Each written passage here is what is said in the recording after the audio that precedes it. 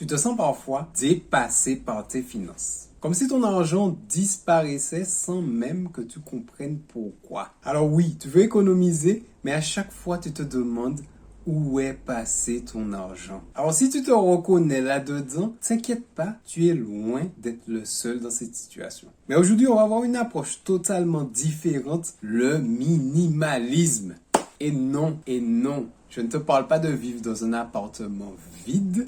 Je te parle d'un état d'esprit, d'une méthode qui peut complètement changer ton rapport à l'argent. Parce qu'au fond, bien gérer ses finances, ce n'est pas une question d'outils ou de sacrifice. C'est une question de clarté, de sens et de choix intentionnel. Et c'est exactement ce que le minimalisme va t'apporter. Moins de dépenses inutiles, moins de stress et surtout plus de liberté. Dans cette vidéo, tu vas voir comment reprendre le contrôle de ton argent et simplifier ton budget au maximum et réaligner ta vie avec ce qui compte vraiment. Bonjour les amis et bienvenue sur cette nouvelle vidéo. Pour ceux qui ne me connaissent pas, je suis Gaël et dans la vie, je suis contrôleur de gestion. Et j'aide aussi les particuliers à gérer leurs finances de manière sereine. Passer d'un état où ils sont stressés pour leurs finances à un autre état où ils sont vraiment apaisés. Ils arrivent à gérer leurs finances correctement. Ils sont plus dans le rouge à la fin du mois et ils investissent leur argent. C'est ce que je fais principalement sur cette chaîne.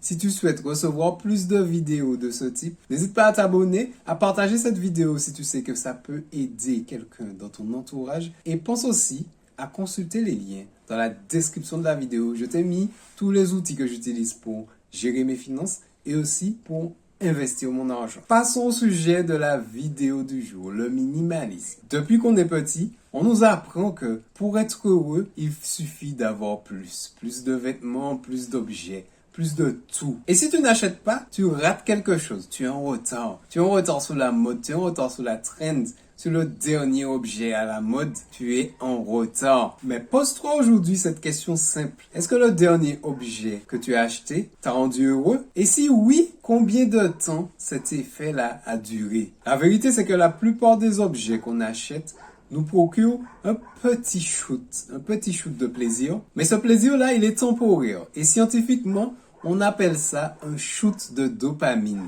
Et ça dure quelques heures, parfois quelques jours. Et ensuite, on passe à autre chose. Et là, on recommence encore et encore. Et ce cycle-là, il te pousse à travailler plus pour consommer plus. Consommer plus pour te sentir mieux. Mais est-ce que ça fonctionne vraiment? Est-ce que tu te sens plus libre quand tu as consommé plus? Non, parce qu'au fond, ce qu'on cherche vraiment, réellement, c'est pas d'acheter la chose, c'est pas d'acheter l'objet, c'est de se sentir bien. Et ce bien-être, il ne vient pas des objets. Il vient des expériences, des relations, du temps libre, des souvenirs. Et donc, ce que la société te vend comme divertissement en consommant plus, ce n'est juste qu'un divertissement temporaire, un divertissement déguisé. Car oui, une paire de chaussures neuves ne remplacera jamais un fou rire avec tes amis. Un nouveau téléphone ne remplacera jamais un week-end exceptionnel dans un endroit merveilleux. Et le problème, c'est qu'en poursuivant cette illusion, on oublie souvent l'essentiel. Ce n'est pas parce que tu peux t'acheter quelque chose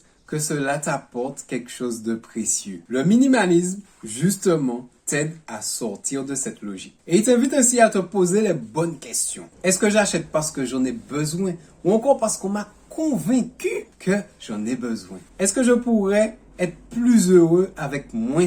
Ou encore, et si je dépensais moins pour vivre plus d'expérience? Changer ta relation à la consommation, c'est le premier pas vers une vie plus riche, vers une vie plus alignée. Et ça commence par reprendre le contrôle de tes achats, de ton attention et de ton énergie. Alors quand tu entends minimalisme, tu penses peut-être à un appartement vide avec peut-être un meuble à l'intérieur et une table pour manger uniquement sans chaise. Ou encore juste avoir 3 t-shirts et avoir un matelas au sol. Mais en réalité, le minimalisme, c'est tout l'inverse d'une privation. Le minimalisme, ce n'est pas vivre avec le moins que possible, c'est vivre avec l'essentiel. Ce qui a vraiment du sens pour toi. Et ça, tu peux l'appliquer à toutes les sphères de ta vie. Tes objets, ton temps, tes relations et bien sûr, ton argent. Tu vois, notre société fonctionne sur la consommation. Et chaque jour te pousse à acheter plus, à te comparer aux autres et à suivre des tendances. Et sans t'en rendre compte, tu dépenses toute ton attention, toute ton énergie, tout ton salaire dans des choses qui ne méritent même pas ton attention, qui n'auront même pas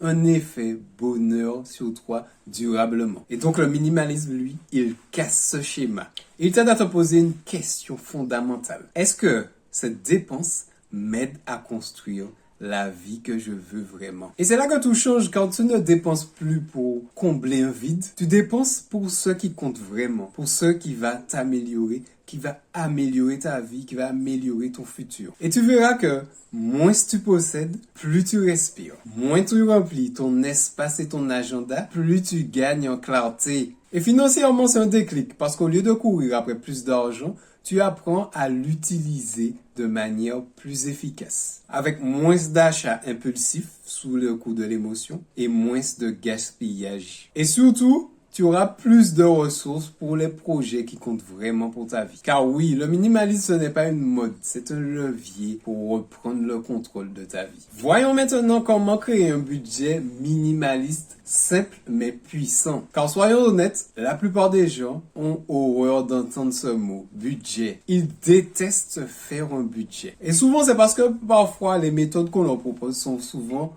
soit trop complexes ou trop rigides. Et parfois, elles sont décourageantes. Mais imagine ici, un budget simple, rapide à mettre en place et surtout aligné avec tes priorités de vie. Là, on va à l'essentiel, on va au minimalisme. Tu n'as pas besoin de 40 catégories, tu as juste besoin de 4 clairs et 3 catégories suffisent. Catégorie 1, les dépenses essentielles. Ce sont toutes les dépenses vitales de ton quotidien.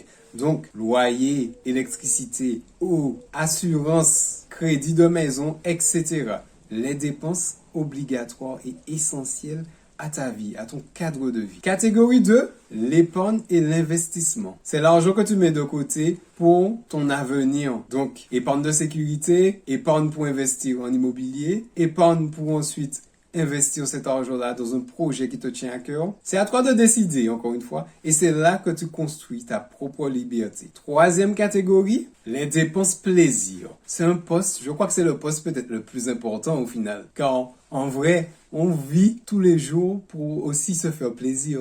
Donc, une fois que tu as pris ça en compte dans ton budget et que tu sais quel montant est alloué à ces dépenses plaisir, libre à toi d'utiliser ce montant comme tu le souhaites. Alors oui, tu vas me dire comment faire pour arbitrer entre dépenses essentielles, dépenses plaisir, épargne et investissement. Comment m'y retrouver? Une règle simple que tu peux ici utiliser, c'est 50% pour les dépenses essentielles, 30% pour l'épargne et l'investissement et 20% pour les dépenses loisirs. Concrètement, si tu as 1000 euros, tu peux prendre déjà 200 euros pour les dépenses loisirs. Si tu as 2000 euros de budget, tu peux prendre 400 euros pour les dépenses loisirs. Mais ce qui change vraiment la donne, c'est de pouvoir automatiser, par exemple, l'épargne et l'investissement. Donc, quand tes revenus arrivent, tu sais déjà combien vont partir en dépenses essentielles et tu sais déjà combien tu peux affecter à ton épargne et ton investissement. Et là, un virement automatique part vers l'épargne ou vers l'investissement. Ou, si tu es comme moi, tu aimes bien faire les choses toi-même, tu fais tout ça manuellement.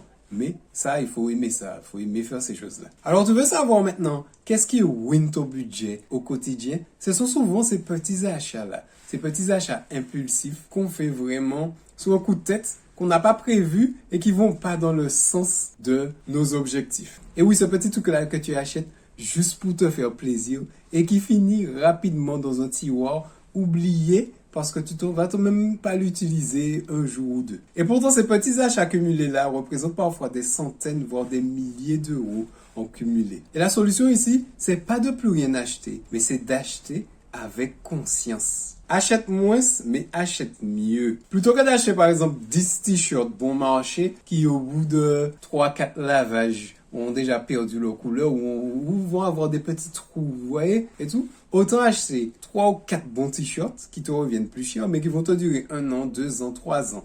Et surtout, pose-toi les bonnes questions avant d'acheter. Avant de faire une dépense qui n'est pas prévue, pose-toi par exemple les questions suivantes. Est-ce que j'en ai vraiment besoin là, tout de suite? Est-ce que ça va m'apporter de la valeur sur le long terme? Est-ce que aussi je peux attendre une semaine avant de le prendre? Est-ce que ça va changer quelque chose à ma vie? Ou encore, est-ce que j'ai pas déjà quelque chose chez moi qui fait exactement la même chose? Autre chose importante à faire aussi, c'est de faire le ménage dans ses dépenses. Quand c'est ces petites choses qui siphonnent ton budget sans que tu te rendes compte. Un abonnement que tu as oublié, que tu as pris, qui ça fait 2 ans, il est en train d'être prélevé sur ton compte, sauf que tu l'utilises plus parce qu'il correspond plus à toi de maintenant, tu n'as plus ces besoins-là, et l'abonnement est là, mais la flemme fait que tu supprimes pas l'abonnement, tu l'as pas supprimé, tu le laisses là. Ou parfois tu te dis, je le laisse là au cas où, ça va. Moi, mais je vais l'utiliser, mais peut-être parfois 1 an,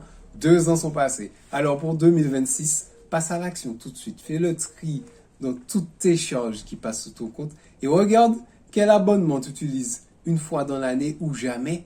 Supprime ça immédiatement. À ce stade de la vidéo, tu as compris que gérer ton argent, ce n'est pas une question de chiffres, mais une question de sens. Parce que si tu ne sais pas ce que tu veux vraiment dans la vie, tu continueras à dépenser sans réfléchir. Et t'inquiète pas, Apple aura un plan pour toi, BMW aura un plan pour toi, Nike aura un plan pour toi, Samsung aura un plan pour toi, Tesla aura un plan pour toi. Et surtout, n'oublie pas que le minimalisme, c'est le contraire de ça. C'est redonner une direction claire à chaque euro que tu gagnes. Alors aujourd'hui, tu peux reprendre le contrôle. En 2026, tu peux reprendre le contrôle. Simplifie tes dépenses, réduis tes dépenses inutiles et investis dans ce qui compte vraiment pour toi. Surtout, n'oublie pas que quoi qu'il arrive, quoi que tu fasses, peu importe les décisions que tu prends, l'effet cumulé aura un impact positif ou négatif sur toi. C'était Gaël, on se voit dans une prochaine vidéo. Excellente année à vous et prenez soin de vos dépenses en mode minimalisme.